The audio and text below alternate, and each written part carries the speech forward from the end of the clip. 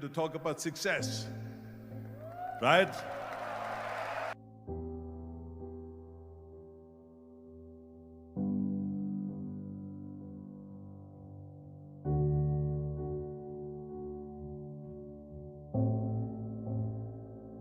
The first rule of success is to have a vision.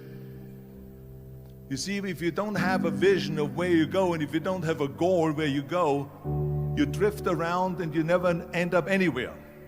It's like you can have the best ship in the world, you can have the best airplane in the world. If the pilot or the captain doesn't know where to go, it would just drift around. It would not end up anywhere, or most likely in the wrong place.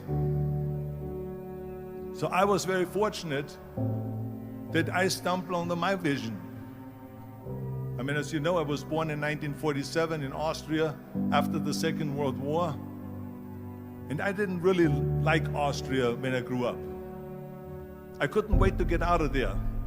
I couldn't see myself becoming a farmer or a worker in a factory or anything like that. Even though my parents wanted me to stay there and have a normal life. My father wanted me to become a police officer like he was. My mother wanted me just to stay there and marry a girl with the name of Heidi, hopefully, and have a bunch of kids and run around like the Van Trapp family in The Sound of Music. But that was their vision, not mine. My vision was totally different. I felt that I was born for something special, for something unique, for something big. Do you know how great it felt that I knew where I was going? Imagine the majority of people don't know where they're going. When you have a goal, when you have a vision, everything becomes easy. Because remember that in America, for instance, when you study, you will see the percentage of people that like their jobs. 74% hate their job in America. Now, there is not much different when you come to Europe. The majority of people don't like what they're doing because they're really not doing it because they didn't have a goal and they followed this goal. They just aimlessly drift around, and then all of a sudden there's a job opening, so they get that job because you have to work. But then when you work, it's a chore. It's work. It's not fun. So if you think about, only a quarter of the people really enjoy what they're doing in life. That is unbelievable if you think about it. So I felt so blessed that I knew what I was doing. It's like a medical student that studies and knows he wants to become a doctor. You know where to go. So I knew where to go. So people always ask me, when they saw me in the gym in the pumping iron days, they say, why is it that you're working out so hard? 5 hours a day, 6 hours a day, and you have always a smile on your face. The others are working out just as hard as you do, and they look sour in the face. Why is that? And I told people all the time, I said, because to me, I'm shooting for a goal. In front of me is the Mr. Universe title. So every rep that I do gets me closer to accomplishing that goal, to make this goal, this vision turn into reality. Every single set that I do, every repetition, every weight that I lift will get me a step closer to turn this goal into reality. So I couldn't wait to do another 500-pound squat. I couldn't wait to do another 500-pound bench press. I couldn't wait to do another 2,000 reps of sit-ups. I couldn't wait for the next exercise, for the next half hour of posing and all the kind of things that you have to do to be a champion. And with the age of 20, I went to London and I won the Mr. Universe contest as the youngest Mr. Universe ever. And it was because I had a goal. So let me tell you something, visualizing a goal and going after it makes it fun. You got to have a purpose no matter what you do in life. You got to have a purpose. So that's rule number one, have a vision. Rule number two is, don't listen to the naysayers. Don't listen to the naysayers.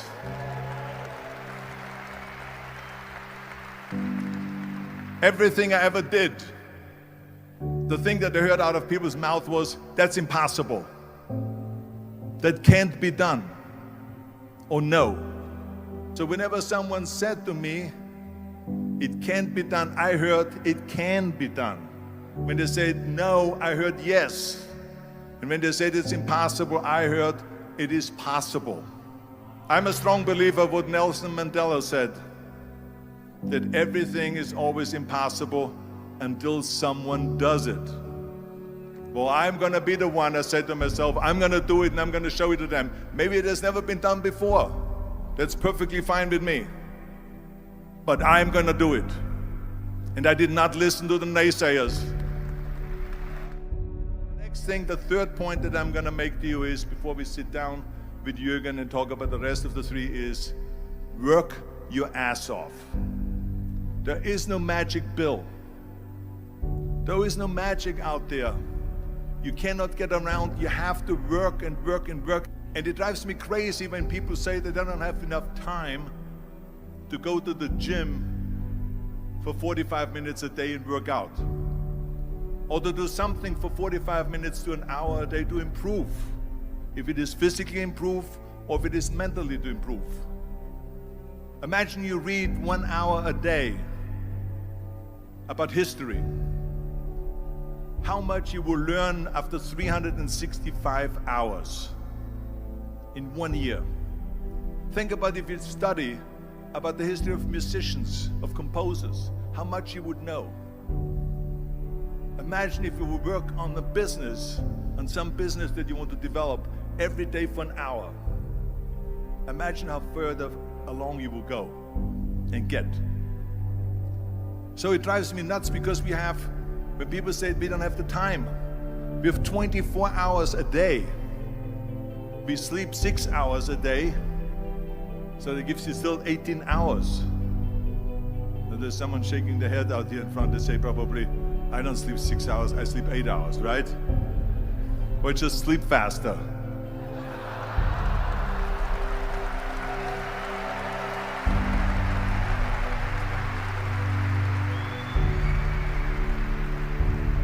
So we have 18 hours a day. The average person works around 8 to 10 hours. So let's assume it's 10 hours, so we have 8 hours left. Then you travel around an hour a day, maybe 2 hours a day. So now you have still 6 hours left. So what do you do with these 6 hours? What do you do with these 6 hours? Then we eat a little bit, then we schmooze a little bit, talk a little bit to people and all that stuff. But you can see how much time there is available if you organize your day.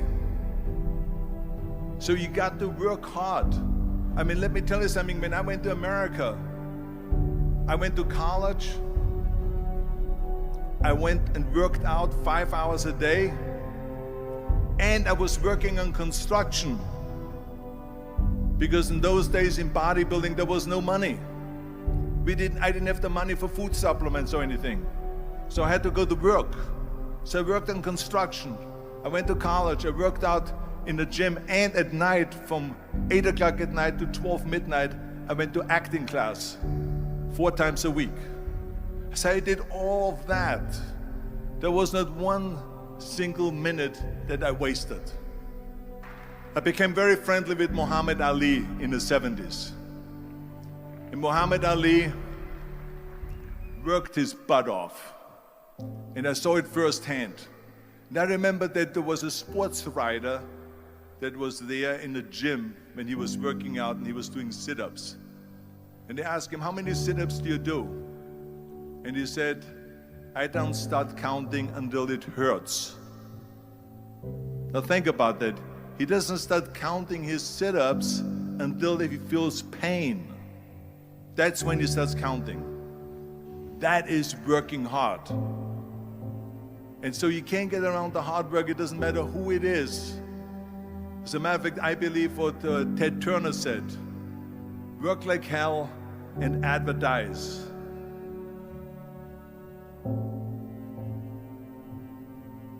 You get it? Work like hell, go to bed, and early to rise, work like hell and advertise. So you work your ass off, and then you let the world know about your work. That's what it is all about. Let people know if you have a company, if you have a movie, if you do a sports. Work your ass off, but then advertise and let everyone know. I hate plan B. And I tell you why. Because we have so many doubters, as I've said earlier, the no-sayers. We have so many of those people that say no and you can't do it, that's impossible. That is okay because we just turn off, as I said earlier, and we listen and we hear the no being a yes. You can't do it, you can do it, and all of that. So that is possible to do that amongst all the negative people around you. But when you start doubting yourself, that's very dangerous. Because now what you're basically saying is that if my plan doesn't work, I have a fallback plan, I have a plan B. And that means that you start thinking about plan B, and every thought that you put into plan B, you're taking away now that thought and that energy from plan A.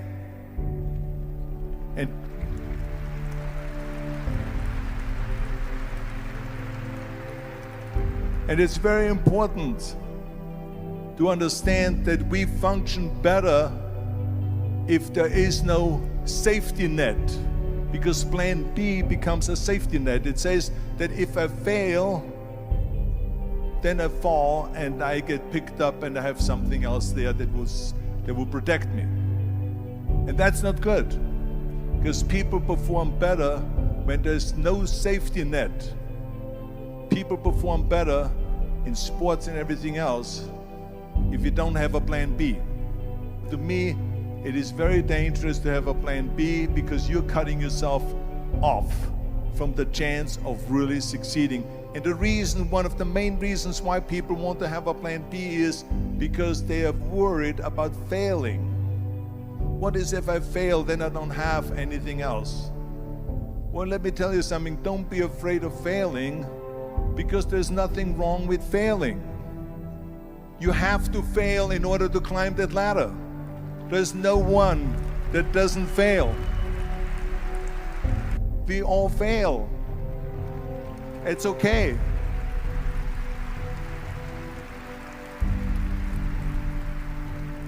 What is not okay is that when you fail, you stay down. Whoever stays down is a loser. And winners will fail and get up, fail and get up, fail and get up. You always get up.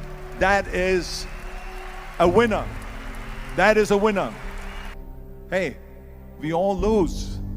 We all have losses. This is okay. And this is why I say don't be worried about losing, because when you're afraid of losing, then you get frozen. You get stiff. You're not relaxed.